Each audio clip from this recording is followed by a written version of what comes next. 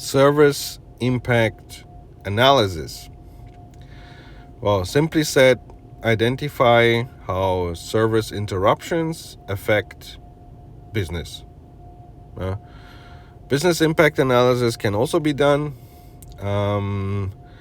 but it depends from which angle you play it, because business impact analysis involves a lot of business. If you want to do it within IT yourself and minimize the effort on the business side, you can just say this is what impacts the service, and if the service is not up, business has to make their own conclusions out of it.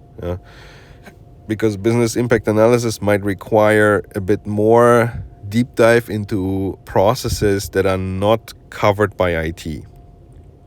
Let's say you have a system to entertain client requests so they can raise tickets, and you promise them that you entertain these tickets in a certain turnaround time. So what happens if this system is down? Is it something that there's another avenue to it, that you have an alternative system, or you have a hotline or something else? And what are the manual processes that are also associated with this system? Because there's a system or service in place, it doesn't mean everything happens in it. That's the ideal case. In the fully digitized world, everything is like that, but most of the time you have always these 20 to 40% manual efforts, which is done in Excel, in on paper. People have to sign something, people have to send some emails and communicate outside the application. That is usually when you do a business impact analysis, then you have maybe impacts from there as well, because the service alone is maybe not the focal point. Maybe the service is part of something else. But again, if you want to simplify it for your IT purpose, because that's actually when, as a CIO, you would like to draw a bit of a line and say, look, business, you implemented with me the system, you knew that we have a business process coverage of 60%. I just want to know for this 60%, when this is, what is the expectations? And the other 40%, you will have, as a business, they have to draw the conclusions and figure out what can be done to simplify it in a way that it fits together in case the service is not available. So the critical path here is usually contractual obligations. Sounds a bit generic, but what does it mean? There's always an SLA behind everything. So some service providers are attached to it. So it's not always that the poor IT team who is handling the application is alone. There's maybe like 3, 4, 5 vendors.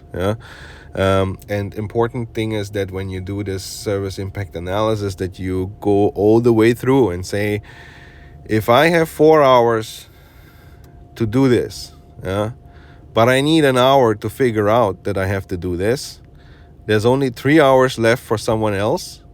And if I have a dependency on that someone else, and I need an hour after this person is done, that person has only 2 hours left. So it's not naturally cascading down with the same expectations, but the expectations are getting thinner in terms of thresholds. And that is something that has to be considered, because the more partners you have, the more dependencies, the more sequential activities have to be done, the tighter it gets into that time frame. And then reaction time, response time becomes very essential, because if you lose 1 hour, you may not be able to conclude the whole activity. So maybe we pull these forward first. So there's RTO, recovery time objective, and RPO, recovery point objective. These are two major KPIs in this. Recovery point objective is that when you recover, what data or what state of the system is recovered. Is it like shortly before the outage, or is it maybe maximum from yesterday? Which is okay when it happens in the morning, but if it happens on the evening, that very next day, and the backup process hasn't run yet, you have lost 1 day. So that is then the maximum for RPO to say, is it okay I restore yesterday's version? That's RPO. RTO is how long do you take to restore, no matter what version, yesterday, last week, or whatever the expectation is. Yeah.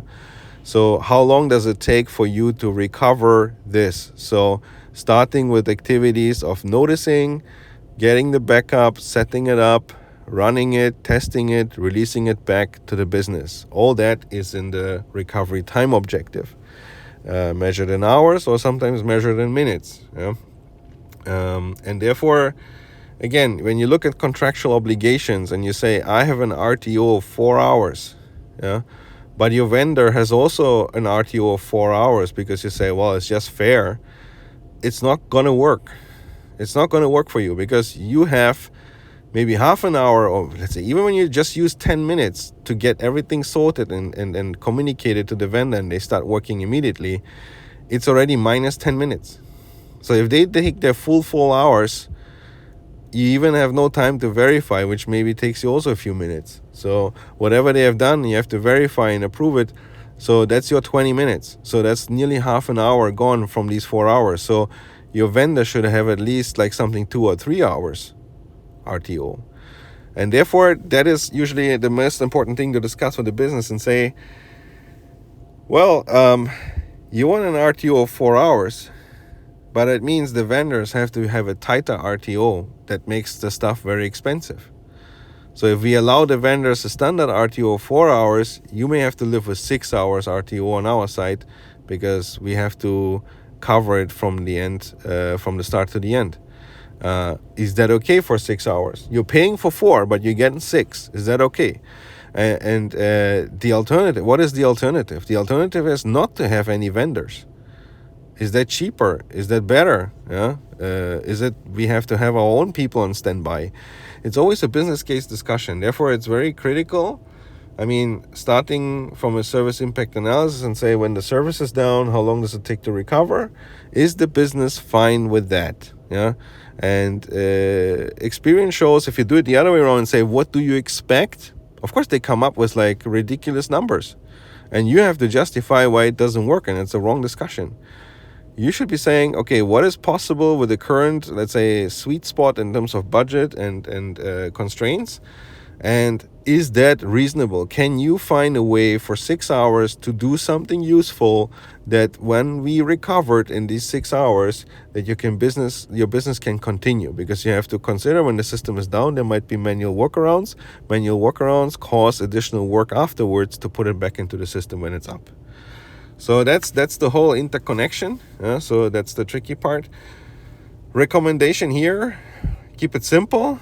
As I say, rather define categories for recovery time objective. Don't allow anyone deciding and say, oh, I need 3 hours and 20 minutes. For this one, I need 4 hours and 15 minutes. Yeah.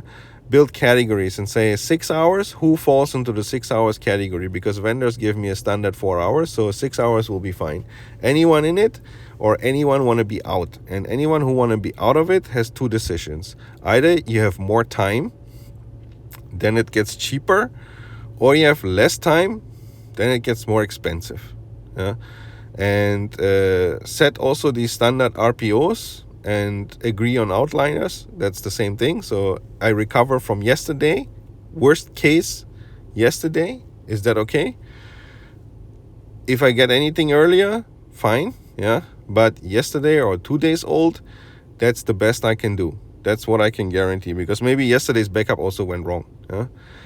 And what you have to consider, and that's something very, very, very important, is the stack up of efforts in case of crisis. So you may promise the service impact analysis based figures, yeah, for RPO and RTO for one application, because you know you need 4 hours to recover it. But what if, let's say, 5 applications are down, 10 applications are down, or all applications are down?